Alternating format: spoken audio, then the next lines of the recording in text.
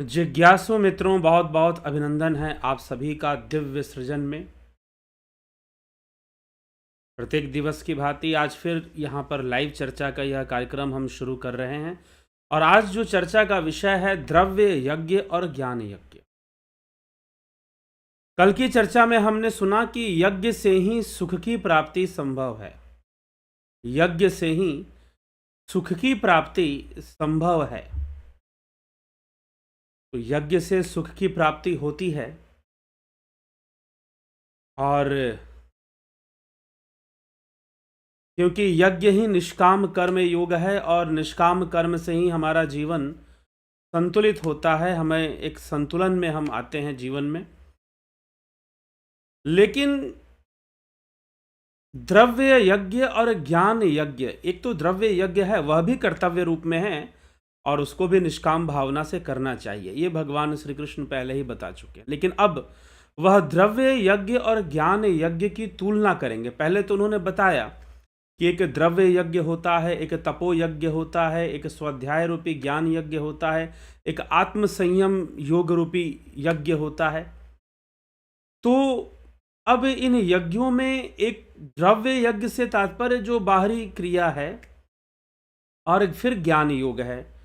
अब इन दोनों में फर्क क्या है और दोनों में बड़ा कौन सा है? ज्ञान यज्ञ बड़ा है कि द्रव्य यज्ञ बड़ा है? श्री भगवान इस विषय पर भी आगे चर्चा कर रहे हैं श्रीमद् भगवद गीता में। बहुत ही गंभीर, मार्मिक और गूढ़ रहस्यों वाली चर्चा है। ये समझने की आवश्यकता है और शायद मात्र शब्दों से ही समझ में आ जाए यह भी संभव नहीं है। तो श्री भगवान क्या कहते हैं? एवं बहुविधा यज्ञा वितता ब्रह्मणो मुखे कर्म जान विधि तान सर्वानेवं ज्ञात्वा विमोक्ष्यसे। एवं बहुविधा यज्ञा वितता ब्रह्मणो मुखे, इस प्रकार और भी बहुत तरह के यज्ञ वेद की वाणी में विस्तार से कहे गए हैं। उन सब यज्ञों को कर्मजन्य जान, इस प्रकार से जानकर यज्ञ करने से तू कर्म बंधन से मुक्त हो जाएगा, मोक्ष को प्राप्त करेगा। विमोक्ष से, ज्ञात्वा विमोक्ष से, इस प्रकार और भी बहुत तरह के यज्ञ वेद की वाणी में विस्तार से कहे गए हैं। उन सभी यज्ञों को कर्मजन्य जानकर, हमें इसे इस प्रकार जानकर यह कर्मजन्य है, कर्मों को ठीक करता है और यह मोक्ष की ओर हमें ले जाता है। लेकिन भगवान अगले श्लोक में कहते हैं कि श्रेयान द्रव्यमयात यज्ञात ज्ञान यज्ञ, श्रेयान द्रव्यमयात यज्ञात ज्ञान यज्ञ श्रेयान सर्वम कर्म अखिलम ज्ञाने परिसमाप्यते। हे परम तप अर्जुन, द्रव्यमय यज्ञ से ज्ञान यज्ञ श्रेष्ठ है। द्रव्यमयात अज्ञात ज्ञान यज्ञ श्रेयान सर्वम कर्म अखिलम ज्ञाने परिसमाप्यते। जो संपूर्ण कर्म संचय है, जो संपूर्ण कर्म पदार्थ है, वह ज्ञान में समाप्त हो जाता है, वह ज्ञान के द्वारा समाप्त हो जाता है। तो श्री भगवान यहां पर, हे परम तप अर्जुन, द्रव्यमय यज्ञ से ज्ञान यज्ञ श्रेष्ठ है। पहले तो इस तथ्य को वह रखते हैं, बतलाते हैं, और फिर कि द्रव्यमय यज्ञ से ज्ञान यज्ञ श्रेष्ठ है, क्योंकि ज्ञान में, वास्तव में यहां पर ज्ञान कहने का तात्पर्य तत्व ज्ञान है या आध्यात्मिक ज्ञान है। अध्यात्म ज्ञान नित्यत्वम तत्व ज्ञानार्थ दर्शनम, आगे श्लोक ये हमें मिलेगा कि अध्यात्म ज्ञान के द्वारा नित्य तत्व ज्ञान के अर्थ का ज्ञानार्थ दर्शनम, उसका ज्ञान प्राप्त करना, उसके दर्शन को जानना। तो कर्म अखिलम ज्ञाने परिसमाप्यते। हे पार्थ, हे पार्थ, द्रव्यमय यज्ञ से ज्ञान यज्ञ श्रेष्ठ है। संपूर्ण कर्म पदार्थ ज्ञान में ही समाप्त हो जाते हैं। संपूर्ण कर्म पदार्थ, लेकिन यहां ज्ञान कहने का तात्पर्य इंद्रिय ज्ञान नहीं है। यहां पर ज्ञान कहने का तात्पर्य तत्व ज्ञान है, आध्यात्मिक ज्ञान है। और प्रत्येक व्यक्ति को जीवन में चाहिए कि वह ऐसे ज्ञान को प्राप्त करे जिससे उसे जीवन का रहस्य समझ में आए, जिससे उसे जीवन का मर्म समझ में आए। ठीक, कि जीवन का मर्म क्या है, जीवन का रहस्य क्या है और जीवन का तत्व क्या है। हमारी जो संरचना है या हमारा जो जीवन है वह किन तत्वों से चल रहा है, उसमें कई प्रकार के तत्व हैं। कुछ स्थूल तत्व हैं, कुछ सूक्ष्म तत्व हैं। तो सूक्ष्म से स्थूल होने की प्रक्रिया चलती है। तो किस तरह से जीवन चल रहा है, हमारा स्वरूप क्या है, तद्द्रष्टु स्वरूपे अवस्थानाम। हमारा निज स्वरूप क्या है, हमारा निज स्वरूप कैसा है। तो निज स्वरूप को जानने और समझने के लिए भी तत्व ज्ञान है। तो जीवन में हमें ऐसे ज्ञान को प्राप्त करना चाहिए कि जिससे हम ज्ञान यज्ञ में उतर सके। एक है द्रव्य यज्ञ। द्रव्य यज्ञ जो द्रव्यों के माध्यम से होता है। जैसे कि आप जब यज्ञ करते हैं तो उसमें अग्नि में जब आहुति देते हैं तो आप द्रव्य की आहुति देते हैं। उन द्रव्यों में आप तिल लेते हैं, जौ लेते हैं, घी उसमें मिलाते हैं, चावल और भी बहुत सामग्री मिलाते हैं और उसको आप आहुति देते हैं, स्वाहा करते हैं। आप देव यज्ञ, यह देव पूजा के अंतर्गत यह यज्ञ आएगा और आप इसमें ऐसी क्रिया करते हैं। यह एक यज्ञ हो गया। लेकिन अब एक ज्ञान यज्ञ है। श्री कृष्ण भगवान यहां पर पहले द्रव्य यज्ञ की चर्चा करते हैं जो देवताओं के प्रति या प्रकृति के प्रति की जाती है। लेकिन अब जो ज्ञान यज्ञ है वह तो ब्रह्म के प्रति या आत्मा के प्रति की जाती है। तो ज्ञान को, तत्व ज्ञान के लिए व्यक्ति को प्रयत्न करना चाहिए। व्यक्ति को जीवन में चाहिए कि वह ऐसे व्यक्ति की खोज करे, ऐसे महान विभूति की खोज करे जो उसे तत्व ज्ञान समझाए, जो उसे तत्व ज्ञान समझाए, जो उसे ज्ञान दे। ऐसे विभूति की शरण में जाए और उनकी सेवा करे, उनको प्रसन्न करे और उनसे ज्ञान को प्राप्त करे। यही भगवान श्री कृष्ण आगे अगले श्लोक में कहते हैं, तद्विधि प्रणिपातेन परिप्रश्नेन सेवया उपदिक्षन्ति ते ज्ञानम ज्ञानिनस्तत्वदर्शिनः। कि तद्विधि प्रणिपातेन परिप्रश्न सेवया, कि उस तत्व ज्ञान को जानने के लिए विधि पूर्वक तुम किसी तत्वदर्शी की खोज करो, तत्वदर्शी महापुरुष की खोज करो, उनकी शरण में जाओ, उनके पास जाकर उनको प्रणिपातेन अर्थात उन्हें साष्टांग दंडवत प्रणाम करना, मतलब कि उनका सम्मान करो। मन से और प्राण से उनकी शरण में जाओ। साष्टांग दंडवत उन्हें प्रणाम करने से, उनकी सेवा करने से, सरलता पूर्वक प्रश्न करने से वे तत्वदर्शी ज्ञानी, वह शास्त्रज्ञ लोग, वह अनुभवी लोग, तत्वदर्शिनः ज्ञानिनः ज्ञानम उपदिक्षन्ति, वो तुम्हें ज्ञान का उपदेश कराएंगे। तुम उनसे तत्व ज्ञान का प्रश्न करो कि तत्व ज्ञान क्या है। जैसे कि नचिकेता ने जाकर यमराज से प्रश्न किया, प्रश्नों को जानने की कोशिश की कि यज्ञ की अग्नि क्या है। यह भी प्रश्न था नचिकेता का एक। नचिकेत अग्नि, इसीलिए नचिकेत अग्नि का वर्णन आता है कठोपनिषद में।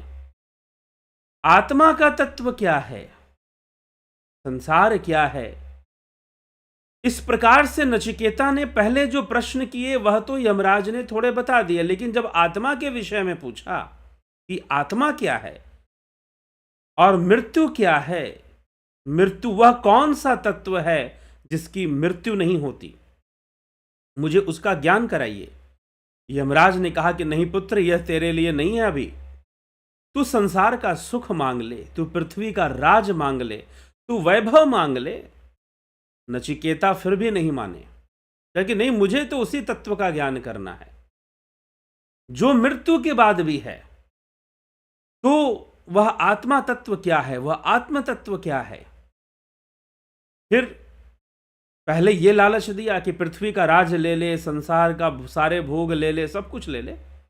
फिर रिद्धि सिद्धियों का भी लोभ दिया यमराज ने कि तू अष्ट सिद्धियां ले ले, सारी सिद्धियां, सारी शक्तियां मैं तुझे शक्ति संपन्न कर दूंगा, ऐसा हो जा तू। लेकिन वह भी नचिकेता ने नहीं लिया, कहा कि मुझे तो उस आत्मा को ही जानना है, क्योंकि आप जो भी दोगे वह सब क्षणिक होगा, और जो भी क्षणिक वस्तु नष्ट होगा वह हमें दुख ही तो देगा।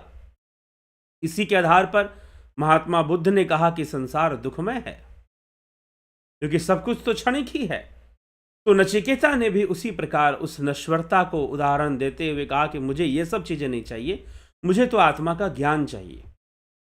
तो वैसे ही भगवान श्री कृष्ण अर्जुन को यहां उपदेश देते हुए कहते हुए तद्विधि प्रणिपातेन परि प्रश्नेन सेवया उपदिक्षन्ति ते ज्ञानम ज्ञानिनस् तत्वदर्शिना, कि तू ऐसे तत्वदर्शी ज्ञानियों के पास जा जो तत्व के विषय में जानते हैं, जो तत्व ज्ञान के विषय में जानते हैं। ज्ञानिनस् तत्वदर्शिना उपदिक्षन्ति ते ज्ञानम ज्ञानिनस् तत्वदर्शिना, वह तुझे तत्व ज्ञान का वह तुम्हें उपदेश कराएंगे। उनसे वही जाकर पूछो, उनसे वही जाकर पूछो, उसी को जानने की कोशिश करो और ज्ञान के प्रति तुम जागरूक हो जाओ। उस तत्व ज्ञान को तत्वदर्शी ज्ञानी लोगों या ज्ञानी महापुरुषों के पास जाकर उन्हें प्रणाम कर कर प्रणिपातेन, उनको प्रणाम करके उनकी सेवा कर कर, प्रणिपातेन सेवया, सेवा करने का तात्पर्य कि वो प्रसन्न हो और वो तुम्हें ज्ञान देने के लिए तैयार हो। तो प्रणिपातेन सेवया परिप्रश्नेन ते तत्वदर्शिनः, उन तत्वदर्शियों को जो उसके मर्म को जानने वाले हैं, जो तत्व को जानने वाले हैं।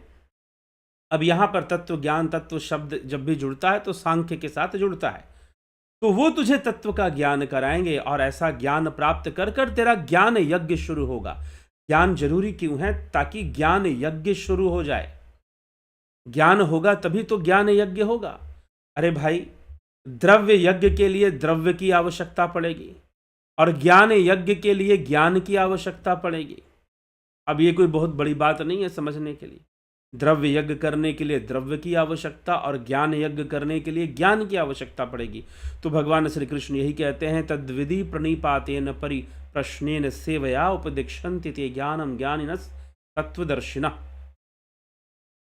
उपदिक्षन्ति ते ज्ञानम ज्ञानिनस् तत्वदर्शिनः, कि वह तुझे ज्ञान का फिर उपदेश करेंगे। जब तू उन्हें जाएगा, उन्हें प्रणाम करेगा और उनकी सेवा करेगा, तो वो ज्ञानी जन तुझे तत्व का दर्शन करवाएंगे, तुझे तत्व का ज्ञान देंगे, तुझे ज्ञान की प्राप्ति होगी और तेरा ज्ञान यज्ञ शुरू होगा।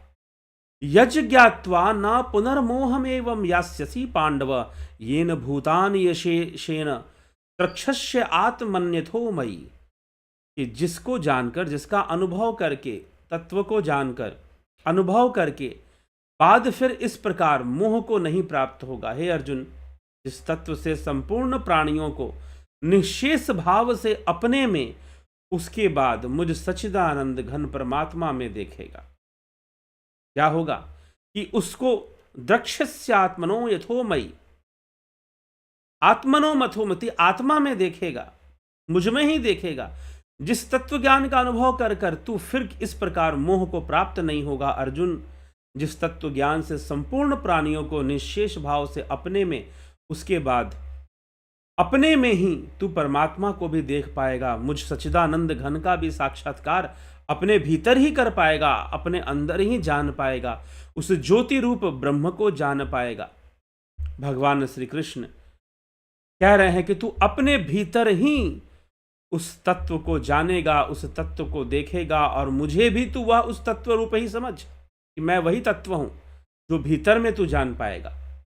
अपि चेतसी पापेभ्य सर्वेभ्य पाप कृतम सर्वम ज्ञान पल्वेनैव वृजनम संतरिष्यसि, अगर सब पापियों से भी तू बड़ा पापी है तो भी ज्ञान रूपी नौका द्वारा निसंदेह संपूर्ण पाप समुद्र को अच्छी तरह पार कर जाएगा कि तू ज्ञान रूपी नौका से क्या हो जाएगा, संपूर्ण पाप समुदाय को पार कर जाएगा, पाप समुद्र को पार कर जाएगा। तो ऐसा जब ज्ञान होगा, यहां पर इंद्रिय ज्ञान की चर्चा नहीं है, किताबी ज्ञान की चर्चा नहीं है, या इंद्रिय ज्ञान, इंद्रिय मतलब जो इंद्रिय अनुभूति से जो हमें प्राप्त होता है उसकी भी चर्चा नहीं है, बल्कि यहां पर आध्यात्मिक ज्ञान की चर्चा है। यहां पर ध्यान योग से जो अनुभूतियां प्राप्त होती हैं, या ध्यान योग से जो हमें अंतर में ही वो ज्योति रूप प्रकाश रूप परमात्मा दिखाई देता है, उसकी बात यहां पर हो रही है, उसके दर्शन की बात यहां पर की जा रही है। उस ज्योति रूप का दर्शन करना, तो उस ज्योति रूप को जान और उसका दर्शन कर। अगर तू उसे जान जाता है तो यह जो ज्ञान है, ज्ञान से बड़ा कोई नाव नहीं है जो तुझे पाप से मुक्त कर पाए। अपि चेतसी पापेभ्यो सर्वेभ्य पाप कृतम सर्वम ज्ञान पल्विनैव वृजनम संतरिष्यसि, कि अधिक पापी से भी बड़ा पापी तू है, तो ज्ञान रूपी नौका के द्वारा संपूर्ण पाप, अगर तुझे ज्ञान योग मिल गया और तूने ज्ञान यज्ञ कर लिया तो सारे पाप तेरे नष्ट हो जाएंगे। कैसे नष्ट हो जाएंगे? यथे धांसी समिधोर अग्निर्भस्म सात कुरते अर्जुन, ज्ञान अग्नि सर्वकर्माणि भस्मसात कुरते तथा। हे अर्जुन, जैसे प्रज्वलित अग्नि ईंधनों को सर्वथा भस्म कर देती है, वैसे ही यथे धांसी समिधोर अग्नि, यहां समिधा का मतलब ईंधन से है। समिधा प्रज्वलित अग्नि जो है, धांसी समिधोर अग्नि, यथे धांसी, धांसी का मतलब ईंधन से है यहां पर, यथे धांसी। हे अर्जुन, जैसे प्रज्वलित अग्नि ईंधनों को सर्वथा भस्म कर देती है, वैसे ही ज्ञान रूपी अग्नि जो है संपूर्ण कर्मों को सर्वथा भस्म कर देती है। ज्ञान अग्नि सर्वकर्माणि भस्मसात कुरते तथा। हे अर्जुन, ज्ञान अग्नि में सारे कर्म ही भस्म हो जाया करते हैं, सारे कर्म ही जल जाया करते हैं। तू ऐसे ज्ञान यज्ञ को कर। नहीं ज्ञानेन सदृशम पवित्रमिह विद्यते तत्स्वयं योग संसिद्ध काले नात्मनि विन्दति। इस मनुष्य लोक में ज्ञान के समान पवित्र करने वाला निसंदेह दूसरा साधन नहीं है। जिसका योग भली भांति सिद्ध हो गया है, उस तत्व ज्ञान को अवश्य ही स्वयं अपने आप में जान लेता है। जो जिसका योग सिद्ध हो गया है, जिसने बहुत अच्छा योग कर लिया है, तो वह निश्चय ही तत्व ज्ञान को भली भांति जान लेता है। इसलिए ज्ञान से बढ़कर कोई पवित्र वस्तु नहीं है, और ज्ञान से सारे पापों का नाश हो सकता है, और ज्ञान अग्नि में सारे कर्म जलकर भस्म हो जाएंगे और मोक्ष की प्राप्ति हो जाएगी, मोक्ष की प्राप्ति हो जाएगी। तो श्री भगवान इन सभी रहस्यों को हमारे समक्ष प्रकट कर रहे हैं कि तू इस ज्ञान की शरण में जा और ज्ञान को प्राप्त कर, तत्व ज्ञान को प्राप्त कर। तत्व ज्ञान की प्राप्ति के लिए तू तत्वदर्शी की शरण में जा। 3-4 बातें भगवान ने कही। अब भगवान यहां पर यह नहीं कह रहे हैं कि तू किसी गुरु की शरण में जा। गुरु शब्द का प्रयोग नहीं हुआ है यहां पर, लेकिन वर्तमान में हम इसे समझेंगे तो हम कह सकते हैं कि हाँ भाई, किसी गुरु की शरण में जाओ, क्योंकि आजकल गुरु शब्द का प्रचार बहुत अधिक है। तो जब कोई गुरु जी, मैंने इस श्लोक की व्याख्या दूसरे संतों और गुरुओं के मुख से जब भी सुनी है, तो वो यही बताते हैं कि भगवान यहां पर कह रहे हैं कि तू गुरु की शरण में जा। लेकिन यहां पर भगवान गुरु शब्द का प्रयोग नहीं कर रहे हैं, यह भी समझना है। इसका मतलब ठीक है, आप गुरु की शरण में जाएं तो ऐसे गुरु की शरण में जाएं जो तत्वदर्शी हैं। लेकिन अब ये तत्वदर्शी किसे होना किसको कहते हैं, अब ये बात कैसे समझ में आएगी? तत्व क्या तर्कों का विषय है? जी नहीं। अब तत्व भी यहां पर तर्कों का विषय तो है नहीं। तो जब तत्व तर्कों का विषय नहीं है, तो फिर तत्व का यहां अर्थ क्या है? पहले तो खैर सांख्य मत में हम तत्वों की चर्चा कर चुके हैं। सांख्य मत में हम तत्वों की चर्चा कर चुके हैं। तो तत्व कहां तक ले जाते हैं? पुरुष प्रकृति का ज्ञान कराते हैं। अगर हम पतंजलि योग सूत्र के अनुसार अगर हम तत्व ज्ञान की बात करें, तो तत्व ज्ञान क्या है? प्रकृति और पुरुष का भिन्न भिन्न ज्ञान होना ही तत्व ज्ञान है। महर्षि पतंजलि के अनुसार प्रकृति और पुरुष का, जड़ और चेतन का भिन्न भिन्न ज्ञान हो जाना, अनुभूति में आ जाना कि यह तत्व भिन्न है और यह तत्व भिन्न है, पुरुष अलग है, प्रकृति अलग है। भिन्न भिन्न ज्ञान हो जाने से तत्व ज्ञान माना जाता है। आदि गुरु शंकराचार्य कहते हैं कि आत्मा और ब्रह्म का एकत्व बोध होना, यह बात सही से आपको समझ में आ जाए कि आत्मा ही ब्रह्म है, ब्रह्म आपसे अलग नहीं है, तो उससे ब्रह्म ज्ञान को माना गया है कि ब्रह्म आप में ही समाया है और आपसे ब्रह्म कहीं भी अलग नहीं है, और ब्रह्म को जानना ही आपका लक्ष्य है। इससे ब्रह्म ज्ञान को समझाने की कोशिश की गई है, और तत्व ज्ञान को पुरुष और प्रकृति से जानने की कोशिश की गई है। 25 तत्वों की चर्चा आती है। तो अब ये प्रश्न उठता है कि अरे 25 तत्वों के बारे में बताएंगे, ये क्या है, मतलब कि ये तत्व ज्ञान? जी हाँ, वो 25 कोई अलग अलग टॉपिक या अलग अलग विषय नहीं है, वो संपूर्ण मानव जीवन का रहस्य है कि मनुष्य जीवन के जो तत्व हैं वो कौन कौन से हैं, कैसे जीवन चल रहा है, और कैसे उसमें प्रकृति का खेल चल रहा है, प्रकृति के 3 गुण कैसे कार्य कर रहे हैं, वह 3 गुण भी तत्व हैं, और उन 3 गुणों से परे वह जो पुरुष तत्व है, जो परमात्म तत्व है, वह कैसे कार्य कर रहा है, उसको भी समझाने की कोशिश की गई। तो वो तत्व ज्ञान हो जाएगा जब पुरुष प्रकृति का भिन्न भिन्न ज्ञान होगा, जब आत्मज्ञान होगा। लेकिन ये सारी प्रक्रिया अनुभव में कैसे आएगी? तो आत्म संयम योग से आएगी, ध्यान योग से आएगी। ध्यान योग से फिर यह सारी क्रिया आएगी, फिर सारी चीजें अनुभव में हमारे आनी शुरू हो जाएगी। तो ध्यान योग के माध्यम से, आत्म संयम योग के माध्यम से जो है, आत्म संयम योग के माध्यम से तत्व का ज्ञान हो जाएगा। भगवान यहां पर क्या कहते हैं कि जो योग में परिपक्व हो जाएगा। अभी जो हमने श्लोक लिया था उसमें ज्ञान तक पहुंचने के लिए क्या कहा उन्होंने कि योग संसिद्ध काले नात्मनि विंदति, कि जिनका योग सिद्ध होगा, जो योग में परिपक्व हो जाएंगे, भली भांति सिद्ध हो गया है, उसे तो तत्व ज्ञान अवश्य ही स्वयं अपने आप में ही प्राप्त होगा, कहीं बाहर से प्राप्त नहीं होगा, अपने आप में ही प्राप्त होगा। तो अब तत्व ज्ञान कहां से मिलेगा? तत्व ज्ञान योग से प्राप्त होगा। यह भगवान श्री कृष्ण यहां पे कह रहे हैं, आपके योग जब सिद्ध होगा तो तत्व ज्ञान आपको अपने आप में ही प्राप्त हो जाएगा। तो तत्व ज्ञान का मार्ग कोई ऐसे तत्व, अब भगवान कृष्ण यहां कोई गुरु नहीं कह रहे हैं, क्योंकि अगर गुरु कह देंगे तो अर्जुन फिर किसी गुरु की तलाश में लग जाएगा कि भाई देखते हैं, जो लोग बड़े बड़े मठ हैं, आश्रम हैं, वहां जाते हैं, वहां से तत्व ज्ञान प्राप्त करते हैं। नहीं, हो सकता है कि कोई राजा जनक की तरह कोई तत्वदर्शी हो, जो कि जिसने सुखदेव मुनि को ज्ञान दे दिया। और श्री कृष्ण स्वयं तत्वदर्शी हैं, लेकिन किसी आश्रम के मठाधीश या कोई गुरु तो नहीं है। अब मैं ये नहीं कह रहा हूं कि कोई मठाधीश है तो उनको तत्व ज्ञान नहीं हो सकता। ऐसा भी हो सकता है कि कोई बहुत बड़े गुरु हो, संत हो, मठाधीश हो, और उनको तत्व ज्ञान भी हो, और वो तत्व ज्ञान का सही सही मार्ग बता पाए, इधर उधर भटकाने के बजाय वो तत्व ज्ञान की ओर हमें ले जा पाए। हो सकता है कि कोई मठाधीश, कोई संत, कोई ऐसे हो। लेकिन अगर तुम बाहर से मात्र गुरु की पहचान करोगे, तत्वदर्शी की पहचान करोगे, तो गड़बड़ हो सकती है।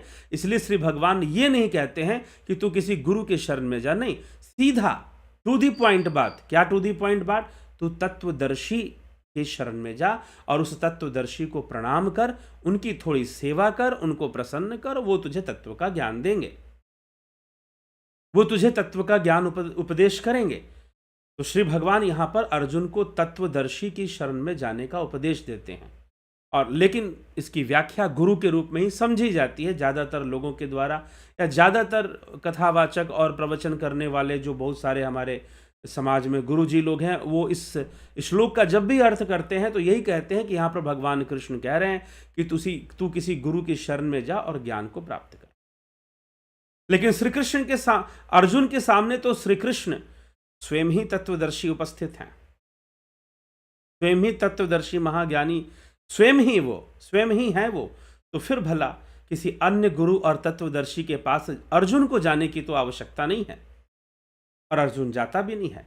तो तुझे यह ज्ञान, तत्वदर्शी ज्ञान प्राप्त होगा। इस ज्ञान यज्ञ में यथे धांसी समिधोर अग्नि भस्मसात कुरते अर्जुन, ज्ञान अग्नि सर्वकर्माणि भस्मसात कुरते, तथा जिस प्रकार से ईंधन जो है जल जाता है अग्नि के अंदर, प्रज्वलित हो अग्नि में जल जाता है सारा ईंधन, वैसे ही ज्ञान अग्नि में हमारे सारे कर्म जलते हैं। तत्व ज्ञान जब हमें सही से प्राप्त होता है और हम उस पुरुष तत्व की प्राप्ति की ओर जब हम आगे बढ़ते हैं, तो हमारे सारे के सारे जो कर्म हैं वह भस्म होने लग जाते हैं, वो जलने लग जाते हैं। हमें परम शांति की उपलब्धि होती है, हमें परम ज्ञान की प्राप्ति होती है और हम परम शांति को प्राप्त करते हैं, परम ज्ञान को भी प्राप्त करते हैं, परमानंद का अनुभव करते हैं जब वो कर्म जल जाते हैं। तो ज्ञान अग्नि में सारे कर्म जल जाएंगे। जी हाँ, आप जितना अधिक प्रणव साधना या ज्ञान करेंगे, ध्यान करेंगे, जो ध्यान योग का जो लोग कोर्स कर चुके हैं, वास्तव में वो क्या कर रहे हैं? अपने कर्मों को जला रहे हैं। जो लोग निरंतर ध्यान योग का कोर्स जिन्होंने किया है और ध्यान योग कर रहे हैं, वो क्या कर रहे हैं? अपने कर्मों को भस्म कर रहे हैं, अपने कर्मों को जला रहे हैं। इसीलिए कोई ऐसा दिन ना हो जिस दिन आपका ध्यान योग ना हो, या फिर आप ध्यान योग के मार्ग पर ना चलें या ध्यान योग का अभ्यास ना करें। जब भी आप ध्यान योग में बैठ रहे हैं, साधना कर रहे हैं, प्रणव ध्यान में लगे हैं, प्रणव साधना में लगे हैं, तो आप क्या कर रहे हैं? आप अपने कर्मों को भस्म कर रहे हैं, आप अपने कर्मों को जला रहे हैं। फिर घट में ही ज्योति दर्शन हो रहा है, घट में ही नाद श्रवण हो रहा है। ऐसे अभ्यास से आप गुजरते हैं जब आप ध्यान योग का कोर्स कर लेते हैं। जब आप ध्यान योग का कोर्स कर लेते हैं तो ऐसे अभ्यास से आप गुजरते हैं। तो ऐसे अभ्यास से आप जब गुजरते हैं तो निश्चय ही आप लाभान्वित होते हैं,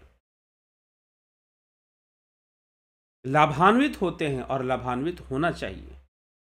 कर्मों का नाश होता है, तो कर्मों को नष्ट करने का जो उपाय है वह ध्यान योग है और वही ज्ञान यज्ञ है। क्योंकि यहां पर जिस ज्ञान की चर्चा भगवान कर रहे हैं, साफ साफ श्री कृष्ण लिख रहे हैं कि अपने आप में ही, निज में ही, कहीं बाहर तुझे ज्ञान नहीं होगा।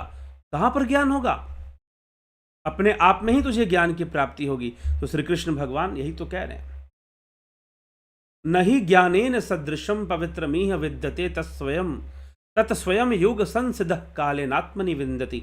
इस मनुष्य लोक में ज्ञान के समान पवित्र करने वाला निसंदेह कोई वस्तु नहीं है। जिसका योग भली भांति सिद्ध हो गया है, उस तत्व ज्ञान को अवश्य ही स्वयं अपने आप में ही प्राप्त कर लेता है। एक योगी उस तत्व ज्ञान को स्वयं अपने आप में ही प्राप्त कर लेता है। और वही योगी जैसे प्रज्वलित अग्नि ईंधनों को सर्वथा भस्म कर देती है, ऐसे ही ज्ञान रूपी अग्नि में संपूर्ण कर्मों को सर्वथा भस्म कर लेता है जो योगी इस योग साधना में लगा है। और जो लोग योग साधना ध्यान योग का अभ्यास करेंगे, इसका खुद का अनुभव करेंगे कि पहले की तुलना में उनके जीवन में जो चंचलता थी, जीवन में जो उतार चढ़ाव था, उसमें कमी, और जीवन थोड़ा सा शांत हो रहा है। हाँ, ये हो सकता है कि थोड़ी सी धन की कमी हो या फिर संसार के सुख ना मिल रहे हों, वो अलग विषय है। लेकिन अब सुखों की इच्छा भी धीरे धीरे खत्म हो रही है, सुखों की इच्छा भी धीरे धीरे खत्म हो रही है। तो अगर तू सब पापियों में भी पापी हो, अधिक पापी हो, तो भी ज्ञान रूपी नौका से तू पाप समुद्र को अच्छी तरह से पार कर जाएगा। यह ज्ञान रूपी नौका है, यह ज्ञान रूपी नौका है। तो उस ज्ञान के माध्यम से, जिस तत्व ज्ञान का अनुभव करने के बाद फिर से इस प्रकार मोह को नहीं प्राप्त होगा।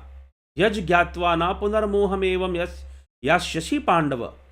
हे पांडव, हे पांडुपुत्र अर्जुन, हे अर्जुन, जिससे संपूर्ण प्राणियों को निश्शेष भाव से पहले अपने में, उसके बाद मुझ सच्चिदानंद घन परमात्मा का दर्शन हो जाता है, अपने ही घट में उस तत्व का दर्शन कर लेता है, जान जाता है, अपने आप में ही होता है, कहीं बाहर नहीं। तो भगवान यहां पर किसी बाहरी ज्ञान की चर्चा नहीं कर रहे, वो ऐसे ज्ञान की चर्चा कर रहे हैं जो आपको अपने भीतर ही प्राप्त होता है, कहीं बाहर से नहीं होता है। ये ध्यान रखिएगा। वो किसी ऐसे ज्ञान की चर्चा नहीं कर रहे हैं जो आपको इंद्रियों से होगा, किताब पढ़कर होगा या कोई वीडियो देखकर होगा। नहीं, आपको अपने भीतर ही प्राप्त होगा। और अपने भीतर उतरने की जो कला है, वही तो प्रणव साधना है, वही तो ध्यान योग है,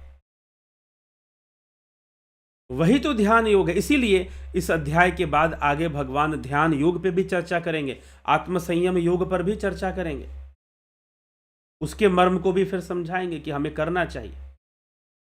तो तू कहीं बाहर मेरा दर्शन नहीं करेगा, अपने आप में ही मेरा दर्शन करेगा, अपने आप में ही मुझे जानेगा और अपने आप में ही तू तत्व ज्ञान को प्राप्त करेगा, भीतर में, कहीं बाहर नहीं, कहीं बाहर नहीं जाना।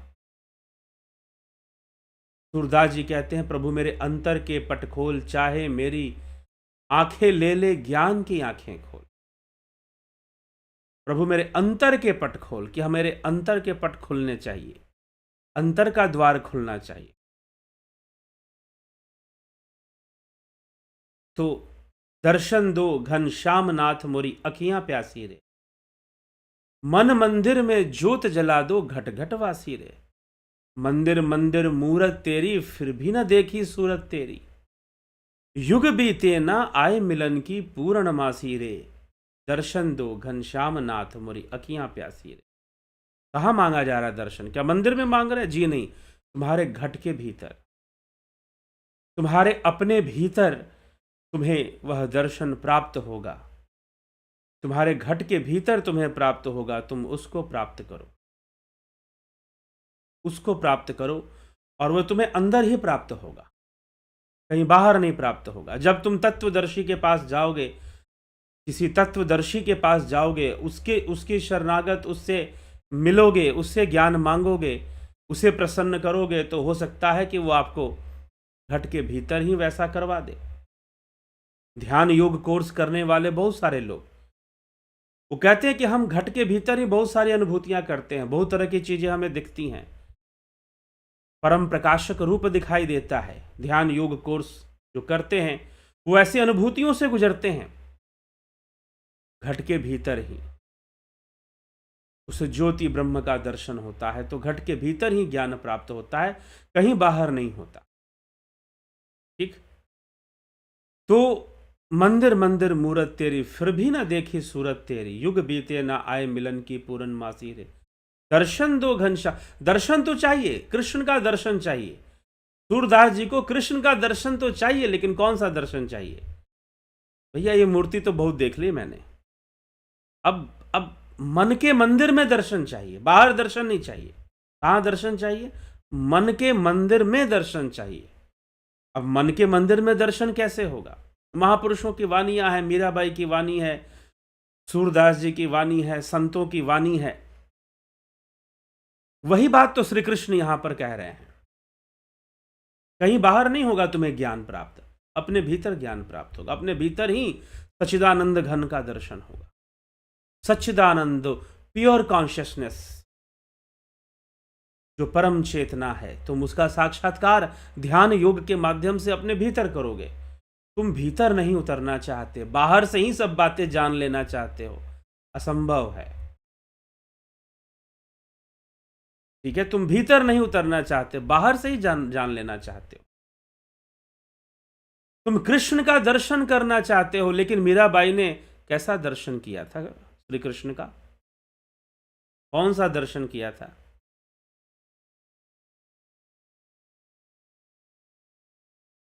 कबीर ने कौन सा दर्शन किया था?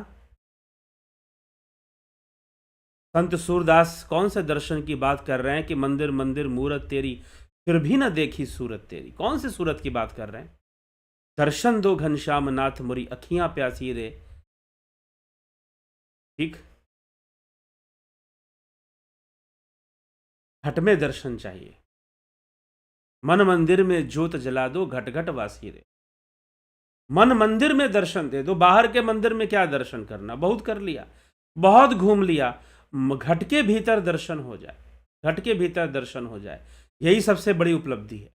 यहीं से योग होगा, यहीं से फिर तत्व ज्ञान होगा, यहीं से तो होगा सब। तो करने की आवश्यकता है, बातें करने से नहीं होगा।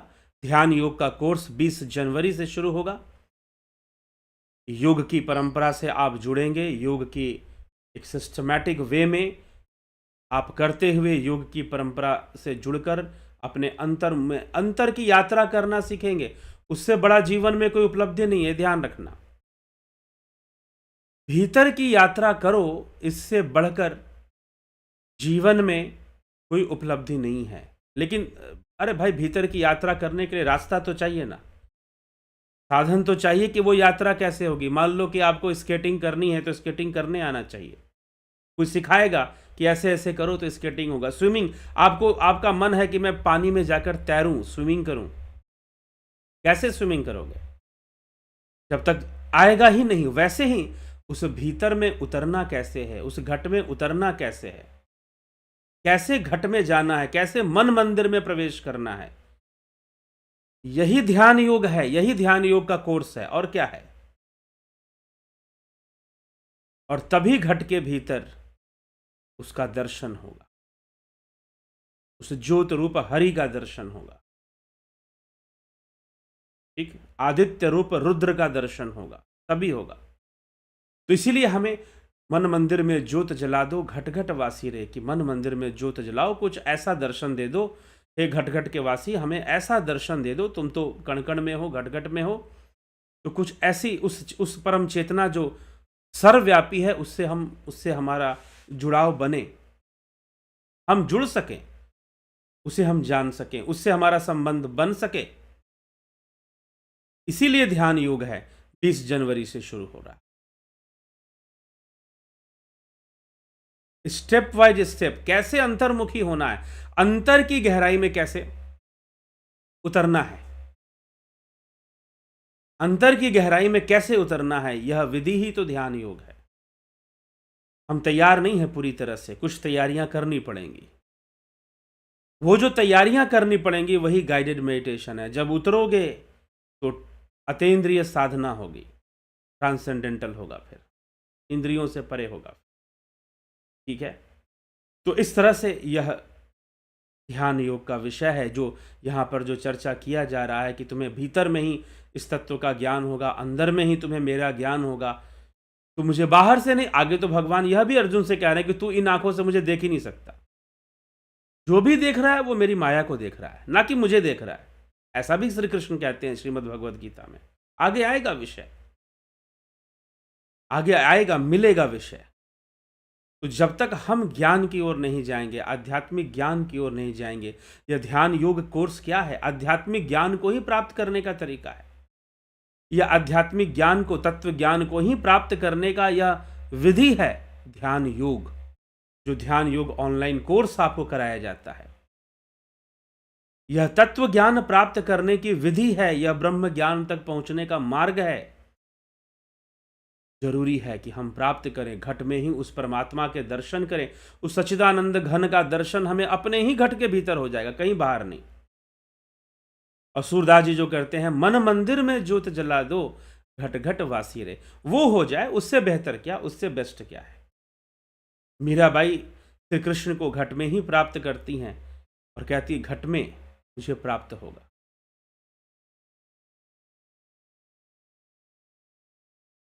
तो घट में प्राप्त होगा, संशय छूटा, माया नाशी, घट होया परगाशी। तो संशय छूटा, संशयों का नाश होगा, क्योंकि जब तक संशय है तब तक कहां से समझ में आएगा। संशय निश्चय ही हमारा नाश करता है। आगे भगवान इस विषय पर भी चर्चा करते हैं। तो चलिए आज हम समझें कि वास्तव में तत्व ज्ञान की प्राप्ति कहीं बाहर नहीं होती है, तर्कों से भी नहीं। हाँ, प्रेरणा मिलती है, सुनने से प्रेरणा मिलती है। अब मैं यहां बोल रहा हूं तो आपको प्रेरणा प्राप्त होगी, सुनने से प्रेरणा मिलती है, ठीक। तो यह संतों की वानियां, कबीर की वाणी, मीराबाई और सूरदास, इतने संत हुए, उनकी वानियों को अगर हम टटोले देखें तो उसमें बहुत सारी बातें मिलती हैं, जो कि ध्यान योग का विषय है, बाहर का विषय नहीं है, बाहरी पढ़ने का विषय नहीं है, ठीक है। सब ध्यान योग का विषय है। उपनिषदों में साफ साफ श्वेतास्त्र उपनिषद जो कि ध्यान योग की व्याख्या करता है, उसमें भी घट में ही प्रकाश देखने के बाद कही गई है, निहार धुमार का नील नाम, खद्युत विद्युत स्फटिक शशिनाम, एतानी रूपानी पुरस्सराणी, ब्रह्मण्य अभिव्यक्ति करानी योगे। ये घट के भीतर तुम्हें ब्रह्म की अभिव्यक्ति कई रूपों में होगी, सूर्य के समान, चंद्र के समान, अग्नि के समान, बिजली के समान, जुगनू के समान, खद्युत के समान तुम्हें ऐसे प्रकाश दिखाई देंगे। असंख्य सूर्य दिखाई देंगे, दिव्य सूर्य दिखाई देंगे। तुम्हें घट में ही सूरज प्रकट हो जाएगा, घट में ही चांद प्रकट हो जाएगा। संत नामदेव की वाणी में, संत तुकाराम की वाणी में, संत ज्ञानेश्वर की वाणी में ऐसी अनुभूतियों का आपको वर्णन मिल जाएगा। कबीर की वाणी में, नाद समाई लो रे सतगुरु भेंट ले देवा, जब देखा तब गावा तब जन धीरज पावा। जब मैंने देखा है तब गा रहा हूं, ऐसे ही नहीं गा रहा हूं। नामदेव बोलते हैं जब मैंने देखा है तब गा रहा हूं। संत कबीर बोलते हैं या गढ़ भीतर बाग बगीचे, यही में 9 लख तारे। तो सब कुछ घट के भीतर वो बताना शुरू कर देते हैं कि इसी के भीतर है। तो अंतर्मुखी होकर जब तक हम उतरना नहीं सीखेंगे, जानना। अब कई बार लोग इंट्रोवर्ड होने को कुछ और भी सेंस ले लेते हैं कि ज़्यादातर जो व्यक्ति अंतर्मुखी होता है वो डिप्रेशन में चला जाता है। इंट्रोवर्ड मतलब कि वो हमेशा अंदर ही अंदर सोचता रहता है, घुटता रहता है, बाहर अपनी बातों को। वो अंतर्मुखी की बात नहीं है, ये अलग रास्ता है भाई, वो तो साइकोलॉजिकल डिसऑर्डर है, यह तो अलग रास्ता है। ठीक है।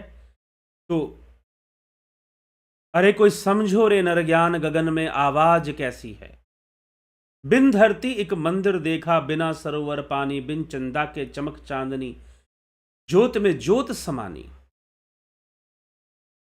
अरे कोई समझो रे नर ज्ञान, गगन में आवाज कैसे। ऐसी बातें कबीर की वाणी में भी प्राप्त हो जाती। और भी वाणियों में, संत ब्रह्मानंद जी की वाणी में, बिन भूमि एक महल बना है, तामे ज्योत उजारी रे, अंधा देख देख सुख पावे, बात बतावे सारी रे। एक अंधा व्यक्ति भी देख सकता है। बिना बजावे निस दिन बाजे, घंटा शंख नगाड़ी रे, बहरा सुन सुन मस्त होता है, तन की सुधी बिसारी रे। ऐसी वाणियों का प्रयोग संतों के उसमें मिलता है। तो आत्मानुभूति की यह सारी चर्चाएं हैं। भगवान यही कह रहे हैं यहाँ पर कि यह जो ज्ञान मैं तुझे, जिस ज्ञान की वो चर्चा यहाँ पर कह रहे हैं, साफ साफ शब्दों में कह रहे हैं कि यह तुझे अपने भीतर प्राप्त होगा, अपने अंदर प्राप्त होगा, कहीं बाहर प्राप्त नहीं होगा। और यह ज्ञान इंद्रियों का भी ज्ञान नहीं है, इंद्रियों के परे का ज्ञान है यह। ठीक है।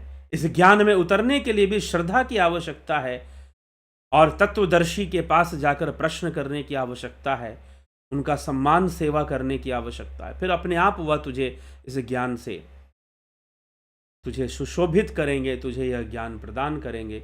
और यह जो ज्ञान है, बड़े से बड़ा पापी भी क्यों ना हो, इस ज्ञान रूपी नौका से निश्चय ही पार उतर जाएगा। ये पापी से पापी को भी पवित्र करने वाली महाराज विद्या है।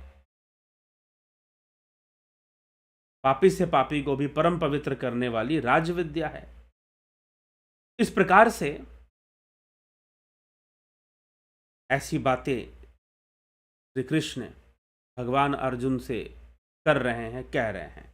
चलिए आगे चलते हैं हम और आपके कमेंट्स को देखते हैं कौन क्या कहता है। फिर रही बात ध्यान योग की, तो ध्यान योग जो कोर्स है वो चलेगा आपको। फिलॉसफी का कोर्स 11 जनवरी से, उसके बाद 20 जनवरी से ध्यान योग का कोर्स चलेगा। और जो लोग ध्यान योग का कोर्स करना चाहते हैं वो निश्चय ही संपर्क कर लें, व्हाट्सएप मैसेज कर दें कि मुझे ध्यान योग का कोर्स करना है। आपको बता दिया जाएगा कि ध्यान योग कोर्स करने के लिए आपको क्या क्या करना है, कैसे आपको ज्वाइन करना है। ध्यान योग कोर्स यह सशुल्क होता है जी, बिल्कुल ऑनलाइन यह 1 महीने का कोर्स चलता है। बहुत जल्दी ऑफलाइन कोर्स भी हम शुरू करेंगे और जो है उसकी पूरी तैयारी है। कई जगहों पर ऑफलाइन कोर्स हम शुरू करेंगे और जो है इसकी सूचना आपको जल्दी ही प्राप्त होनी शुरू होगी। फिलहाल अभी तो नहीं, लेकिन मार्च महीने तक जरूर ऑफलाइन कोर्स कहीं ना कहीं उसका आयोजन किया जाएगा, या जल्दी भी हो सकता है। अगर जल्दी हो जाता है तो सूचना उसकी मिलेगी आपको। तो ध्यान योग का कोर्स यह सशुल्क होता है। इसका सशुल्क कहने का मतलब इसकी दक्षिणा आपको देनी पड़ती है, इसकी दक्षिणा आपको देनी पड़ती है। और यह जो ध्यान योग का कोर्स है, जिसमें इसको आप 1 महीने का यह कोर्स, इसमें जो अभ्यास आपको करवाए जाएंगे वह भली भांति आपको इसे समझकर अभ्यास करना होता है। और जब आप अभ्यास करते हैं तो दिव्य अनुभूतियों को प्राप्त करते हैं, डिवाइन एक्सपीरियंसेस आपको प्राप्त होते हैं। दिव्य अनुभूतियों को आप प्राप्त कर पाते हैं यदि आप यह कोर्स करते हैं तो 20 जनवरी से शुरू होगा। Guided meditation, transcendental meditation, spiritual healing, घट में दर्शन का यह कोर्स है, नाद श्रवण का यह कोर्स है, बिना बजावे निस दिन बाजे, घंटा शंख नगाड़ी रे, पहरा सुन सुन मस्त होता है, तन की सुधि बिसारी रे। ऐसी क्रिया से आपको गुजारा जाता है, ऐसे अनुभूति से में आपको ले जाया जाता है जब आप ध्यान योग का कोर्स करते हैं। ऐसी अनुभूति जहां मन मंदिर में ही दर्शन शुरू हो जाए, ऐसी अनुभूति जहां मन मंदिर में ही घंटे शंख नगाड़े सुनाई देने शुरू हो जाए, ऐसी अनुभूति से इसको आपको गुजारा जाता है। ठीक है, तो जिज्ञासुओं, यह वह ध्यान योग का यह कोर्स है, और यह जो ध्यान योग का कोर्स है, इस ध्यान योग के कोर्स को आप ज्वाइन कर इससे लाभान्वित अवश्य हो सकते हैं। इसके अलावा आप प्राकृतिक चिकित्सा के भी कोर्स का लाभ उठा सकते हैं। इसका भी बड़ा महत्व है आज के समय में। आज जैसा समय चल रहा है, दवाइयों से लोग परेशान हैं, दवाइयाँ खाकर भी और बीमार हैं, तो दवाइयों का जो बुरा प्रभाव है वह भी प्राकृतिक चिकित्सा से दूर होता है। तो आप इन कोर्सेस की जानकारी ले सकते हैं, पता कर सकते हैं इनके बारे में। 20 जनवरी से शुरू हो रहा है कोर्स।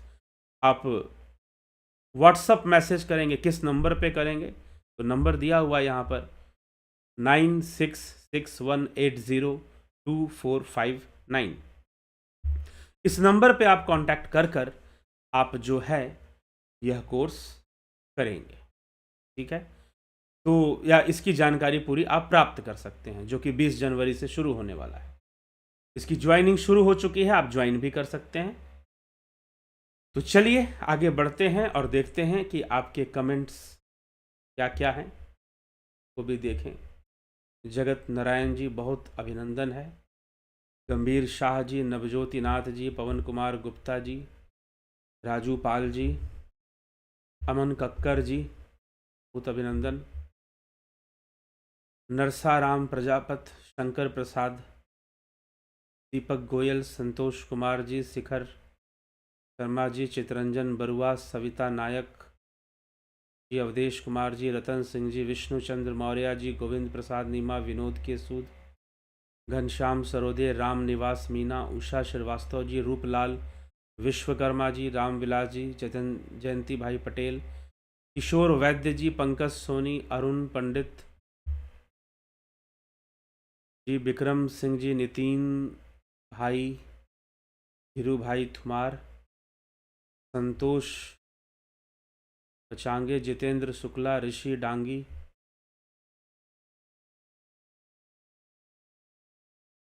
यदि ब्रह्म गुणातीत है, भावातीत है और निर्गुण है, तो फिर उसने एक से अनेक होने का विचार कैसे? अनेक नहीं हुआ, वो एक ही है। अनेक होने से तो यह भ्रम हो जाएगा। जो सर्वव्यापी है उसको आप अनेक कैसे कह सकते हो? अनंत जरूर कह सकते हो, ठीक है, कि वो अनंत है। अनेक शब्द का प्रयोग कहीं होता भी नहीं है, ठीक है, तो उसे अनेक कहना यह उचित नहीं है कि वो एक से अनेक ही हो गया। अनेक जो है वह माया है। अगर आपको अनेक लगता है तो वह माया दृष्टि है, वह ज्ञान दृष्टि नहीं है, वह भ्रमित दृष्टि है कि हमें वो अनेक लगता है। वह एक ही है। यह इंद्रिय अनुभूतियों में आपको बहुत सारी चीजें, अनेक अनेक चीजें दिखाई दे रही हैं इंद्रिय अनुभव में, लेकिन जो ज्ञान है वो इंद्रिय अनुभूति के परे की चीज है, इंद्रियों के परे की चीज है। इसलिए तो कह रहे हैं ना, इन प्रश्नों का उत्तर कभी नहीं मिलने वाला ऋषि डांगे जी, जब तक ध्यान योग में उतर कर इंद्रियों के परे जाने का मार्ग नहीं जान लोगे, बियॉन्ड सेंसेस जाने का रास्ता जब तक नहीं जान लोगे, तब तक प्रश्न बनते ही रहेंगे, प्रश्नों का अंत कभी नहीं होगा। ठीक है, इसीलिए यह जो अनेक है यह इंद्रिय दृष्टि है, जो आप आंखों से देख रहे हो, रंग बिरंगे सतरंगी दुनिया, यहां पर अनेक चीजें आपको दिखाई दे रही हैं। लेकिन जब व्यवहारिकता से हटकर पारमार्थिकता में उतर जाओगे योग के माध्यम से, तो अनेकता खत्म हो जाएगी, एक तत्व ही अंत में रहेगा। एक ही रहेगा, अनेक नहीं रह पाएंगे फिर। यह अनेक तभी तक है जब बाहर देख रहे हो, और जब तक बाहर देख रहे हो प्रश्न है, तर्कों का निर्माण है, प्रश्न बनते ही रहेंगे।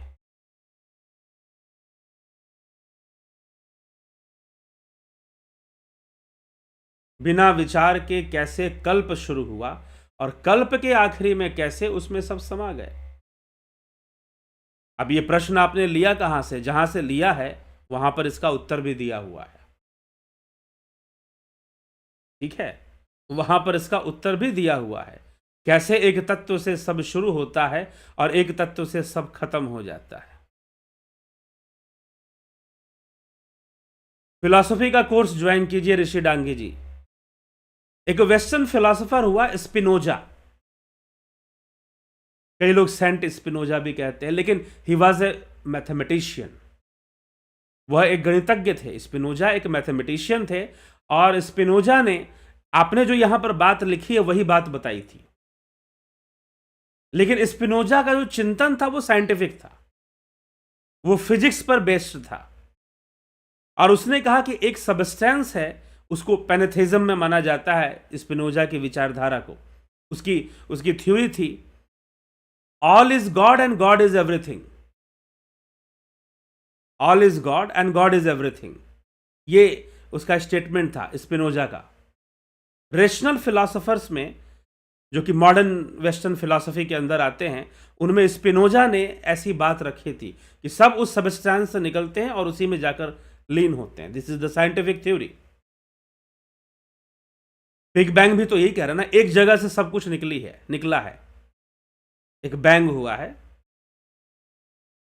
सब उस कल्प में जाकर समा जाते हैं। क्या वो बात समझ में आती है आपको? एंड ऑफ यूनिवर्स कैसे होगा? एंड ऑफ यूनिवर्स कैसे होगा? What is the end of universe? तो चलिए, बहुत सारी थ्योरीज हैं, उसमें से यह भी एक थ्योरी है जो आप यहां पर कह रहे हैं कि एक कल्प से सब शुरू हुआ, उसमें कैसे उसमें सब समा गए, फिर अंत में सब समा जाते हैं। और जहां से आपने ये पढ़ा है वहां पर इसका उत्तर भी वैसे दिया हुआ है अपने संदर्भ में, उस संदर्भ में, ठीक है? और फिर मैं यही कहूंगा कि अंततः उत्तर तो अंतर्मुखी होकर ही मिलने वाला है, बाकी तो तर्क है, प्रश्न है। बुद्ध इस विषय में बहुत अच्छा निर्णय लेते थे, मौन रहते थे बुद्ध। प्रथमेश, नूतन भट्ट जी, बलवंत सिंह गोहिल जी, सबका बहुत अभिनंदन है। पीकू कुचाड़िया जी, सीताराम माली जी, रंजीत कुमार जी, मिथिलेश सिंह जी, पुष्पा भाटी, काशीनाथ जी, फनी वीडियोस, कन्हाई कुमार, भरत छबलानी जी, योगेंद्र पंडित जी, बहुत अभिनंदन है। सुभाष लांडे जी, बिमला शाह जी, संतोष कुमार जी, अनिल सोनी जी, कोटि कोटि प्रणाम। कोई पुस्तक भी लिखी है आपने? अगर हो तो कैसे प्राप्त करें? पुस्तक रचना, देखिए मैं अकेले ही कार्य करता हूं, वन मैन आर्मी की तरह। मेरे साथ कोई और बहुत कोई कार्य करने वाले इस क्षेत्र में नहीं है। पुस्तकों की रचना फिर भी होगी, ऐसी बात नहीं है। तो एक पुस्तक लिखी है मीमांसा के ऊपर, मीमांसा शास्त्र पर, अग्निमय बुद्ध। वह जल्दी ही पब्लिश होकर पहुंचेगी आप लोगों तक। वैसे तो पब्लिश हो चुकी है ई बुक के फॉर्म में, किंडल पर, अमेजन किंडल पर आप उसे पढ़ सकते हैं, हिंदी में है। उसका इंग्लिश वर्जन भी जल्दी आएगा। तो यह हो चुका है यह सब। लेकिन और भी कई ग्रंथ हैं, उन पर भी पुस्तकें आएंगी, और भी कई विषयों पे पुस्तकें प्रिंट होंगी, छपेंगी, पब्लिश होंगी। आप उनको भी प्राप्त करेंगे, लेकिन इन सब में अभी समय है थोड़ा। ऋषि डांगे जी, बहुत अभिनंदन है। राकेश गुप्ता जी, बहुत अभिनंदन है आप सभी का। सभी लोग बहुत ही एकाग्रता और श्रद्धा से श्रवण करते हैं। लेकिन आप कोशिश कीजिए कि वीडियो को शेयर भी करें नए लोगों के पास, ताकि वो भी जुड़ें और लाइव चर्चा निश्चय ही अटेंड कर इससे पूरी तरह से लाभान्वित हों। तो चलिए इसी के साथ विराम देते हैं। और एक और सूचना, अगर आप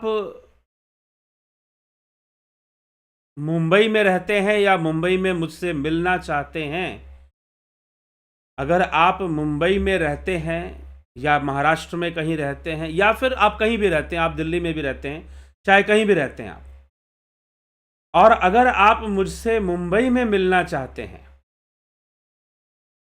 तो आप मुझे संपर्क कर लें 2 दिन के अंदर। संपर्क करना पड़ेगा, आपको कांटेक्ट करना पड़ेगा। कांटेक्ट करने के बाद ही बताया जाएगा कि अगर आप मुंबई में मिलना चाहें तो कहाँ मिल सकते हैं, तभी आपको बताया जाएगा, ठीक है। जब आप संपर्क करेंगे तभी, तो जब आप संपर्क करेंगे तभी आपको बताया जाएगा कि अगर आप मुंबई में मिलना चाहते हैं तो कहाँ मिल सकते हैं, ठीक है। चलिए, लेकिन 2 दिन के भीतर आपको ये कांटेक्ट करना, उसके बाद आपके पास समय नहीं रहेगा मिलने का, ठीक। 2 दिन के भीतर मतलब 5 और 6 तारीख तक आप संपर्क कर लें। आपको बताया जा कैसे संपर्क करेंगे जी, आप इसी नंबर पर मैसेज कर दीजिए, इसी नंबर पर मैसेज कर दीजिए। इसमें जो नंबर दिया हुआ है 9661802459, मैसेज कीजिए। आप मुंबई में मुझसे मिल पाएंगे और ध्यान योग पर कुछ चर्चा करना चाहें तो चर्चा भी कर पाएंगे। हाँ, कोई ध्यान योग का ऑफलाइन कोर्स नहीं हो रहा है मुंबई में अभी, भविष्य में हो सकता है, अभी नहीं हो रहा है, ठीक है। चलिए, तो इसी के साथ हम कार्यक्रम को यहाँ पर विराम देंगे और कल फिर मिलेंगे आप सभी से लाइव चर्चा में।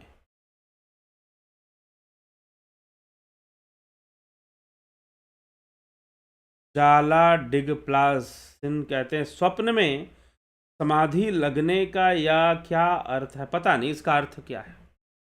जाला जी, ये मैंने स्वप्न में समाधि लगने का क्या अर्थ है, इसका अर्थ मुझे नहीं पता है। मैं यही इसका उत्तर दे सकता हूँ, क्योंकि मैंने कभी ऐसा अनुभव नहीं किया कि स्वप्न में समाधि लग जाए। ध्यान में समाधि लगेगा, धारणा ध्यान समाधि, ठीक है।